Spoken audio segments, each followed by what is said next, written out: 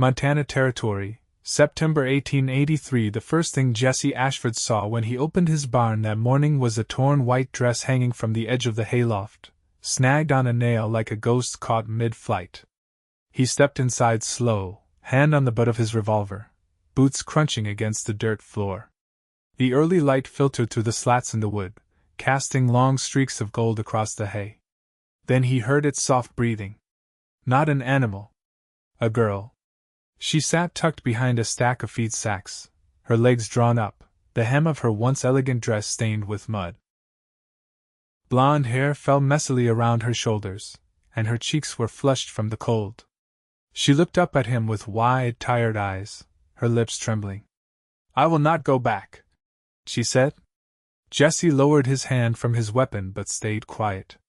He had seen fear before on dying men, in the eyes of settlers during raids, in his own mirror some nights, but this was different. This was desperation. "I am not here to hurt you," he said simply. She stood on shaky legs, holding her side like she had taken a fall.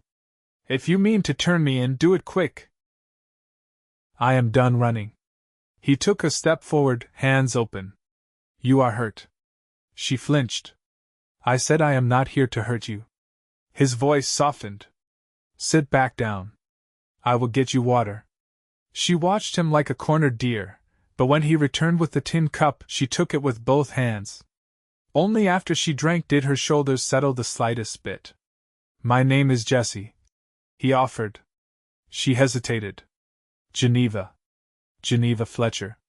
Her voice was hoarse, but her name sounded proud, like something she had not said in days.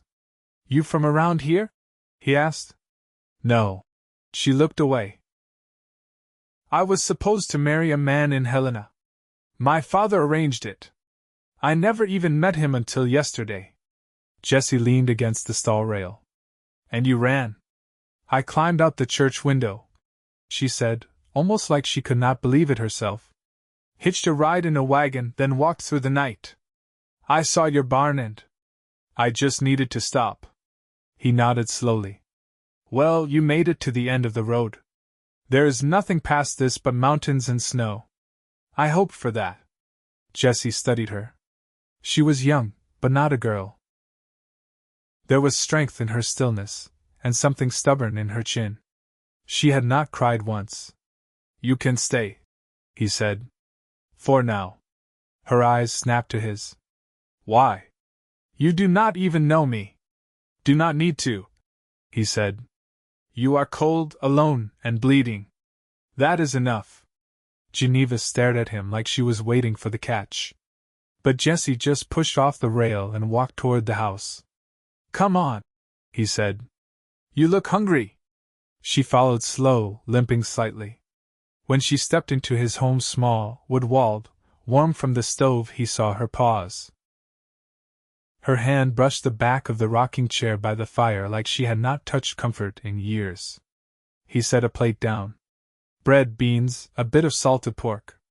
She ate with quiet, grateful bites. "You live alone?" she asked. Jesse nodded. 8 years now. "Wife?" "No," he said. "Never had one." He did not offer more, and she did not press. Later, she fell asleep in the chair, curled under his old quilt, too tired even to flinch when he moved around the room.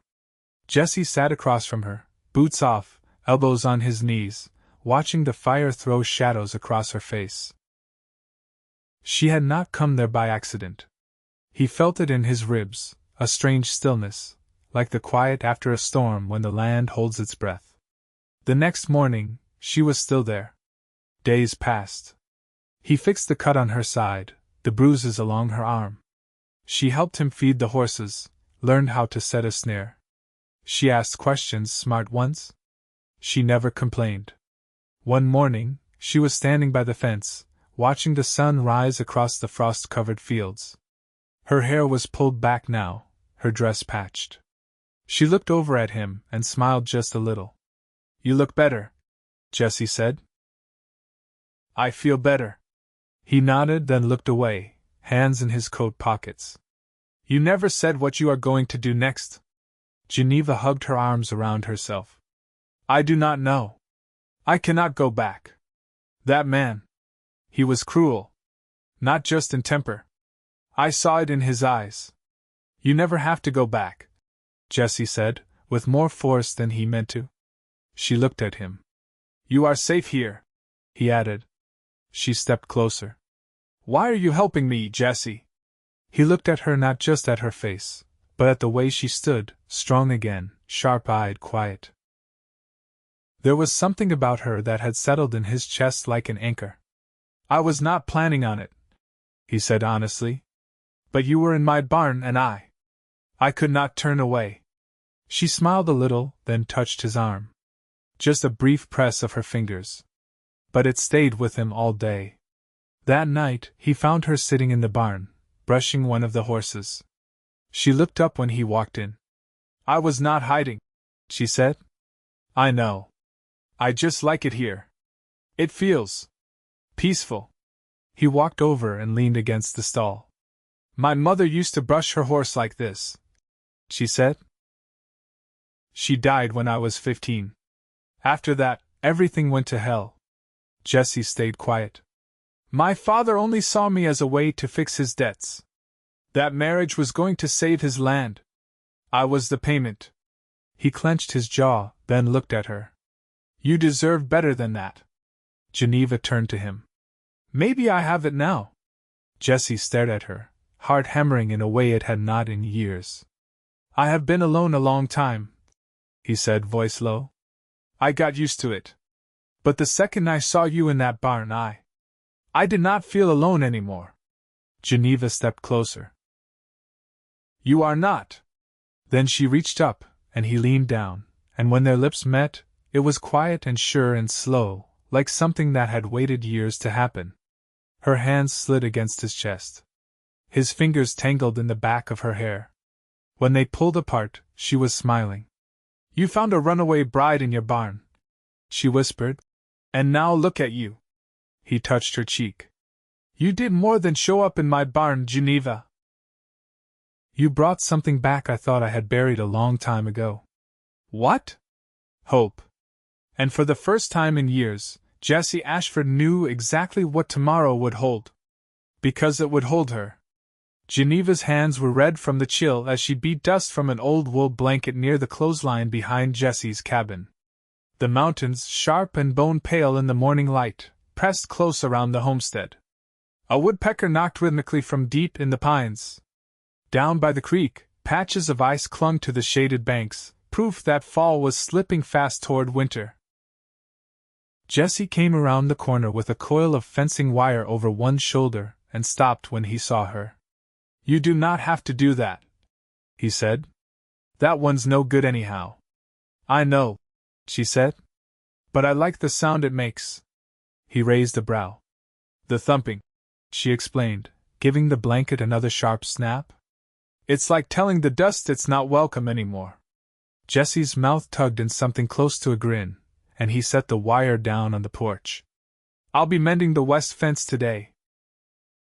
Could use another set of hands if you're not too cold. I'm not afraid of cold. She followed him past the empty paddock, the frost crunching beneath her boots. He handed her a pair of thick gloves and a length of wire. They worked without much talk for a while, the air filled with the occasional metallic twang and the low creak of strained wood. After a time, she looked up from a post she was steadying. You ever think about leaving this place? Jessie glanced out past the tree line. Used to. Not anymore. Why not? He squatted to drive a staple into the wood. Every road I ever took only led me further from peace. This is the first place that didn't ask anything from me but time. She nodded, then tilted her head. Were you always out here? No. I did a lot of riding before this. Freight for the army. Some private contracts. Saw a good deal of places. None worth staying. Geneva leaned on the post, her breath fogging in the cold. I used to dream about going to St. Louis. Or maybe down to Galveston. Somewhere with music in the streets. You play something? Piano, a little. I could pick out a hymn well enough to keep my mother humming through supper. Jesse stood and brushed the dirt from his knees. There's a broken one in the church in town. No one's fixed it since the roof caved in last spring. That's a shame. I could ask around. See what happened to the keys. She smiled faintly, then turned back to the wire. I'd like that. They worked until the sun passed its highest point and shadows began to stretch across the grass. At dusk, he built a fire outside, the kind that snapped bright and cheerful in the growing dark. Geneva brought out 2 tin mugs filled with coffee, and they sat on opposite sides of the flame, toes pointed toward the warmth. She wrapped her hands around the mug before speaking. When I was little, I used to believe people could start over just by stepping onto new land. Like the old things couldn't follow you past a certain tree line. He poked at the fire with a stick. Sometimes they follow anyway. She nodded. But sometimes you find someone who doesn't ask you to explain how you got there. Just hands you a cup and makes you feel like sitting still a while. Jessie looked across the fire at her, the light catching in her hair. You've got a way with words. I used to write letters for my neighbors, she said. Folks who couldn't spell but needed their thoughts sent down the line. I liked taking someone's feelings and finding the right shape for them. He was quiet for a while, then asked, You ever write anything just for yourself? Once. A story about a woman who ran away from everything and found a man who didn't try to fix her. Just made space beside him. He set his cup down. How did it end? I hadn't finished it. A long silence stretched between them, the fire the only sound. Then Jessie reached over and gently touched the hem of her sleeve. Maybe it ends like this, he said, voice low. Right here. She didn't pull away. Instead, she looked down at his hand, then up into his face. You don't even know what kind of trouble I carry. I saw it in your eyes the day you stepped into my house. And I stayed. She reached for his hand, closed her fingers over his. I think I'm ready to finish that story, she whispered. He didn't answer with words. He stood slowly, pulled her up with him, and wrapped his arms around her like he'd been waiting to do it for years. Her head tucked beneath his chin. They stayed like that until the fire burned low and the stars came out, sharp and bright over the silent hills. The first snow came soft and early, blanketing the pasture in a hush that made the world feel smaller, closer. Jessie stood in the doorway, watching flakes catch on the brim of his hat, while Geneva patched a tear in his flannel shirt near the stove. The scent of spruce smoke drifted in from the fire, mingling with the faint sweetness of the dried apples stewing on the back of the stove. Used to be I'd dread the cold months, Jessie said without turning. Too much time indoors with nothing but silence for company. Geneva looked up from her stitching. And now? He glanced over his shoulder. Now I look forward to the quiet. She tied off the last thread and folded the shirt neatly beside her. I never saw snow until last year. It doesn't fall much in Fort Smith. I thought it would feel magical. It just made me feel forgotten. Not forgotten, he said. Just waiting to be found. Geneva didn't speak right away. She rose, crossed to the window, and laid her palm against the cold glass. You ever think about going back to any of those places you passed through? No, Jessie said. But I think about what I'd do different if I started over. And what would you do? He moved to stand beside her. I'd build something that didn't need running from. She turned to face him. You already did. They stood close, the kind of closeness that didn't need touching. The warmth between them had grown slow and steady, like coals banked deep in the hearth. Later that week, the mail wagon rolled through town for the last time before the pass would be snowed in. Jessie returned from the trading post with a small parcel wrapped in brown paper. Geneva was splitting kindling behind the house when he handed it to her. What's this? She asked, brushing sawdust from her skirt. Something I found at the mercantile, he said. Thought maybe you'd want it. She unwrapped it carefully. Inside was a worn leather-bound journal, the kind with thick paper and a brass clasp. She traced the edge with her thumb. You said you used to write? Jessie said. Figured you might want to start again. Geneva opened it, then closed it gently. No one's ever given me something just because they thought I'd want it. He looked down at his boots. I reckon you're owed more than one kindness. She stepped forward and kissed his cheek, slow and quiet. You give me more than you know. The first page of the journal remained blank for a day, then two. Then one evening, while Jessie was out checking the traps, Geneva sat by the lamplight and began to write. Not letters for other people. Not confessions or runaway reasons. Just pieces of herself, stitched in ink. That night, she left the journal open on the table with the page turned toward him. Jessie paused before sitting, reading her careful script. I did not expect to be seen. Not truly. But he looked at me like I had not ruined anything. When he turned, she was watching him from the doorway. I hope that's all right, she said. I don't know what else to do with everything I feel. Jessie crossed to her slowly. You don't have to know. You're here. That's enough. She leaned into him, her head against his chest, and his arms came around her like they'd belonged there all along. The snow deepened. Days grew shorter. They fell into rhythm without needing to speak it. Geneva took to baking bread every third day, her hands dusted with flour, her apron tied at the hip. Jessie carved a cradle from pine scrap, rough but sturdy, though he didn't say why. Not yet. One night, as the wind pressed against the windows and the fire burned low, Geneva sat with her feet tucked beneath her, watching Jessie mend a broken harness strap. I never asked, she said. What made you settle here instead of somewhere easier? He looked up, the needle paused in his hand. My brother died out here. Winter of '75. Fever took him before help could reach us. I buried him under the cottonwood by the creek. Geneva's voice was soft. I'm sorry. I stayed because I couldn't bear the thought of the place being forgotten. She rose and crossed to him, laying a hand gently on his shoulder. You kept it alive? He looked at her, eyes steady. Now it feels like it's keeping me. They didn't speak again that night, but the quiet between them was full. When he took her hand and led her to bed, it wasn't urgent. It was certain. In the morning, she woke to the smell of coffee and the low whistle of wind slipping through the eaves. Jessie stood at the stove, already dressed, a plate warming beside the kettle. You're up early, she said, drawing the quilt tighter around her. Had something on my mind. She sat at the table while he poured her coffee. The steam curled between them. I was thinking, he said. If you ever wanted to stay here permanent, I'd like that. Geneva looked down at the cup, then back at him. You're not just saying that because it's winter and I'm company? No, he said. I'm saying it because I never knew peace until you walked barefoot into my barn and turned my life upside down. Her eyes glistened. She reached across the table and took his hand. Then I'll stay, she said. If you'll have me. He didn't answer with words.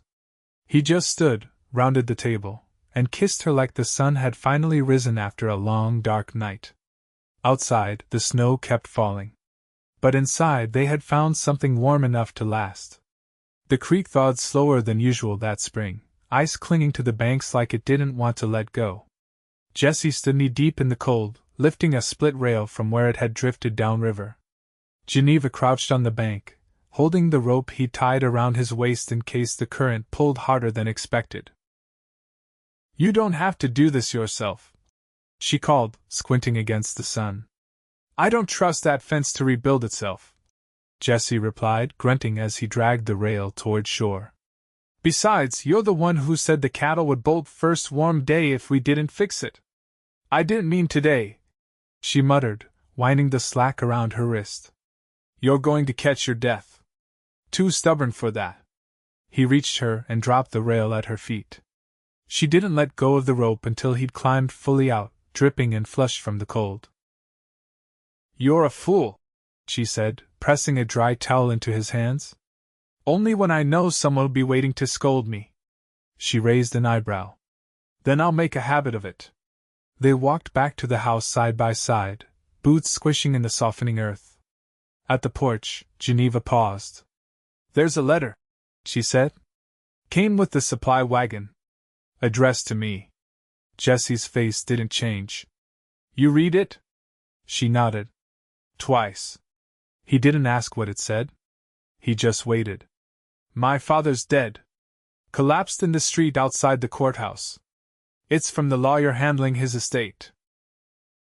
There's no claim on me anymore. Jessie leaned against the post, arms crossed. I thought I'd feel free, she said, voice steady. But all I can think about is how I left without a word. I don't know if he ever wondered where I went. You don't owe him your peace now, Jessie said. I know. But I still feel it. He nodded once, slow. You want to go back? No, she said quickly. I just needed to say it. Jessie reached for her hand, his palm rough and warm. Then say it again if you have to. Say it 100 times. She curled her fingers through his. I'm staying. That evening, she took down the tin box from the high shelf and laid its contents out on the table. A single photograph, sepia faded, of her mother in a garden. A thimble. A letter she'd never sent. Jessie sat beside her but didn't ask. I used to think holding on to these would keep me from forgetting who I was, Geneva said. But I think it just kept me from becoming someone new. You don't have to put any of it down, Jessie said. I want to. Just not all at once. She tucked the photo into the drawer by her sewing things. The rest she placed back in the box and set it beside the hearth. The next morning, a lean man in a wool coat rode up the trail, his horse lathered and breathing hard. Jessie met him at the gate. Name's Hal Fenley, the rider said. Came from Bridger's Crossing. Heard you know your way with a saddle. One of our stage teams ran off. Driver's laid up. Jessie glanced toward the house. And you want me to take the line? Just for a week, maybe 2. We'll pay fair. Jessie looked toward the barn, then toward the kitchen window where Geneva stood watching. I'll talk with someone first. Inside, Geneva didn't wait for him to speak. You should go. I don't want to leave the place with spring this close. I can handle it. I've seen you hitch a team. I've been watching. He studied her. It's not about trust. I just don't like the thought of being away. Geneva stepped closer and rested her hand over his chest. You won't be. Not really. He left the next morning before first light. Geneva stood in the doorway, shawl around her shoulders, watching his figure disappear down the trail. He was gone 17 days. During that time, Geneva kept the house running. She repaired a broken gate latch, learned to trim the mule's hooves with a rasp that bit her wrist more than once. She walked to the creek each evening, watching the water rise and fall with the melt. When Jessie returned, he didn't call out. He rode up quiet, dismounted, and stood at the edge of the porch watching her sweep flower from the front step. You changed your hair, he said. She turned. You're late. Had to wait out a rockslide near the pass. She set the broom aside and walked to him. I was starting to think you'd taken to the road again. He took her hands in his. I went, and I came back. That's the difference now. She touched his face, rough with travel. You look older. I feel older. But better. That night, as wind stirred the tall grass and the moon hung low and full, Jessie opened the drawer beside the bed. Inside was a small velvet pouch. I wanted to wait until I got back, he said, drawing it out. Geneva sat up slowly. Jessie, he opened the pouch and took out a ring modest, a plain silver band with a single etched line around the edge. I don't want a wedding with paper and strangers. But I want a life with you. One where we build things that don't break easy. She didn't speak. She held out her hand. He slipped the ring onto her finger.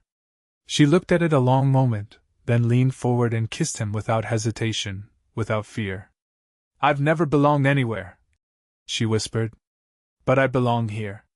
With me, Jessie said. With you. Outside, the wind settled. The night held still.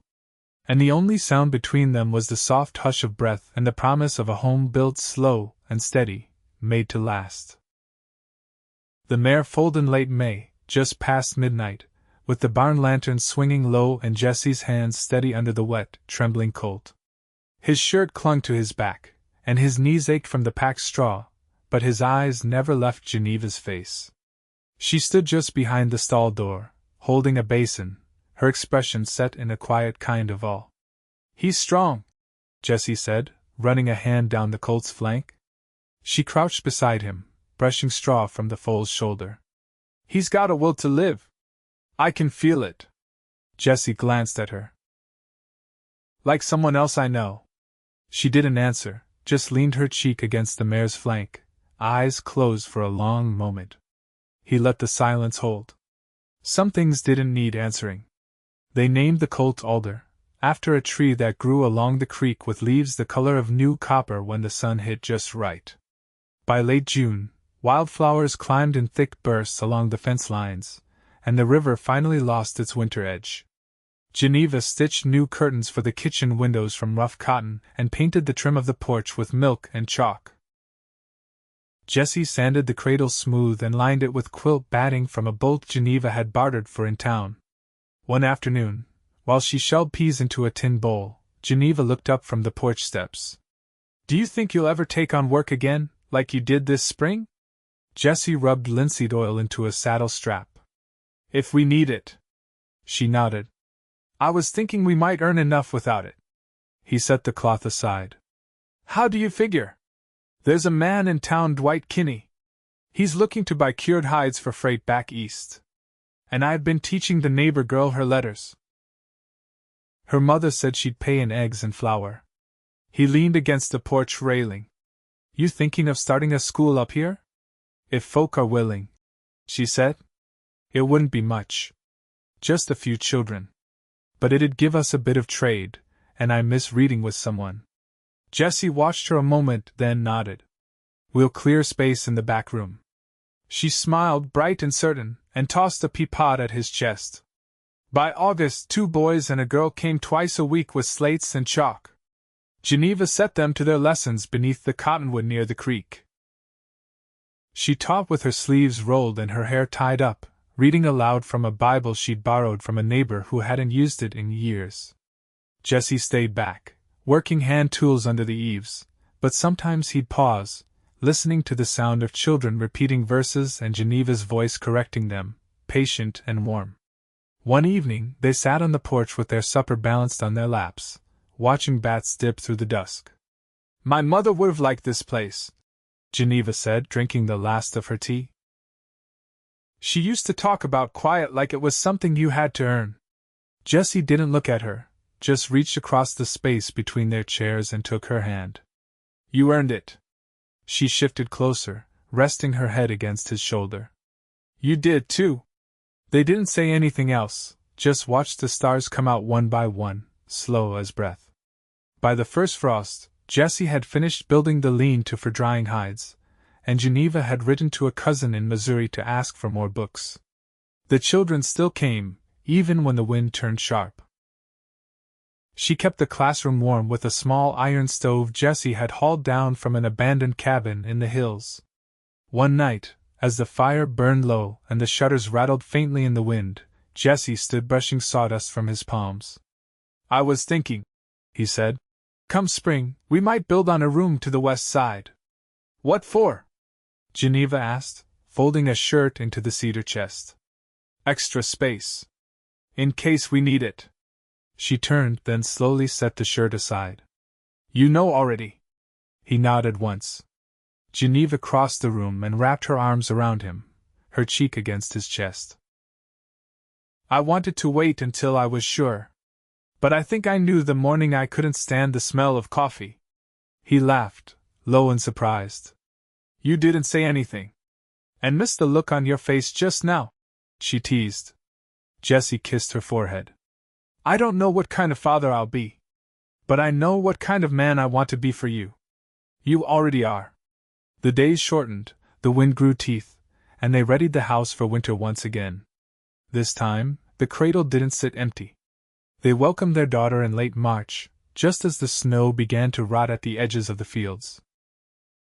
Geneva held her close, wrapped in a blanket stitched with every scrap of color she'd saved over the year. Jessie sat beside them, one hand resting over both of theirs, the other brushing the baby's downy hair. "She's got your eyes," he whispered. "She's got your stubborn chin," Geneva said. "She'll need it," he murmured. Geneva looked up. "She's not going to run from anything." "No," Jessie said. "She'll have a place to stand." And she did. The land held them, season to season. The children came and learned to read. The colt grew tall and sure-footed. The hides brought enough for flour and seed, and Jessie never took to the road again. They grew older in the rhythm of the place, not apart from it but inside it.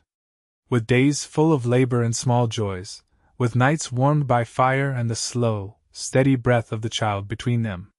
One spring morning, Geneva stood by the gate, their daughter toddling beside her, pointing at birds she didn't yet know the names of. Jessie came up the hill from the creek, boots damp, hands calloused, eyes lit by something deeper than sunlight. He reached them, and Geneva laced her fingers through his. "You were right," she said. "About what?" "That the world can be built again, even after it breaks." He bent and kissed her, slow and certain, like he had all the time in the world. And he did. They all did.